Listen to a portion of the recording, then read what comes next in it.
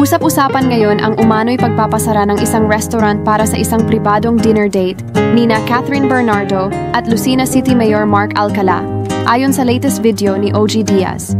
Sa vlog ni OG, ibinahagi ng kanyang co-host na si Mama Loy ang chika mula sa kanilang source. Merong nakapagchika na nung minsan daw na nag-dine sina Catherine at Mayor, pinasara daw yung buong restaurant. Tapos lahat daw ng mga cellphones ng mga staff and crew hanggang sa kitchen, kinuha daw para wala talagang makakakuha ng picture, ani Mama Loy.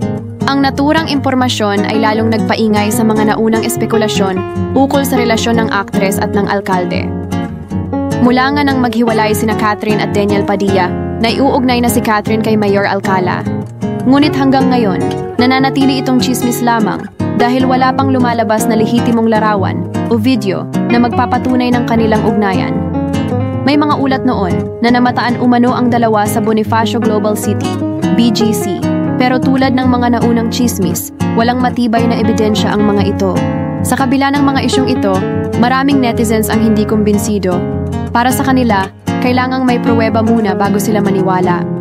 Hanggang sa ngayon, tikom pa rin ang bibig ni Catherine at ni Mayor Alcala tungkol sa kumakalat na isyu. Kaugnay sa mga kumakalat na balita tungkol kina Catherine Bernardo at Lucena City Mayor Mark Alcala, nais naming ipaalala sa publiko na hanggang ngayon ay wala pang kumpirmasyon mula sa dalawang panig. Patuloy ang espekulasyon. Ngunit sa kawalan ng konkretong ebidensya, mainam na manatiling mahinahon at huwag agad maniwala sa mga chismis.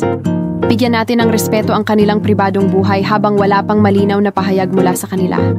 Maraming salamat sa panonood ng aking video. Kung nagustuhan ninyo, huwag kalimutang mag-subscribe.